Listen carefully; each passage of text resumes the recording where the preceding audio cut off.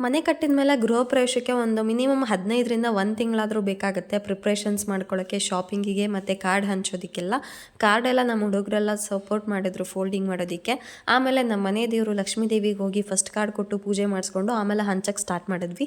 ಬೆಂಗಳೂರಿಗೆ ಒಂದು 3-4 ದಿನ ಶಾಪಿಂಗ್ ಮಾಡೋಕ್ಕೆ ಹೋಗ್ಬೇಕಾಗಿ ಬಂತು. ಎಲ್ಲ ಪರ್ಚೇಸ್ ಆದಮೇಲೆ ಕಾರ್ಡ್ ಹಂಚೋಕ್ಕೆ ಒಂದು 5-6 ದಿನ ತೊಗೊಂಡ್ವಿ ಅಷ್ಟೇ. ಯಾಕಂದರೆ ಹೋಗಿದ್ದ ಕಡೆ ಎಲ್ಲ ನನಗೂ ರವಿಗೂ ಕಾಫಿ ಟೀ ಕುಡೀರಿ ಅಂತ ಫೋರ್ಸ್ ಮಾಡಿ ಕುಡಿಸ್ತಾ ಇದ್ರಲ್ಲ, ಅದರಿಂದ ಗ್ಯಾಸ್ಟ್ರಿಕ್ ಜಾಸ್ತಿ ಆಗಿಬಿಡ್ತು.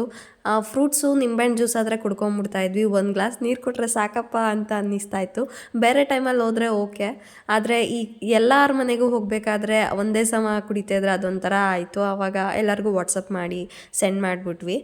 ನಾನು ಹೋಗಿದ್ದ ಕಡೆ ಎಲ್ಲ ಈ ಥರ ಒಂದು ಸುಂದರವಾದ ದೃಶ್ಯಗಳು ಕಣ್ಣಿಗೆ ಕಾಣಿದ್ದೆಲ್ಲ ನಾನು ಕ್ಯಾಪ್ಚರ್ ಮಾಡ್ಕೊಂಡಿದ್ದೀನಿ. ಇದು ನಿಮಗೂ ಇಷ್ಟ ಆದರೆ ಲೈಕ್ ಮಾಡಿ.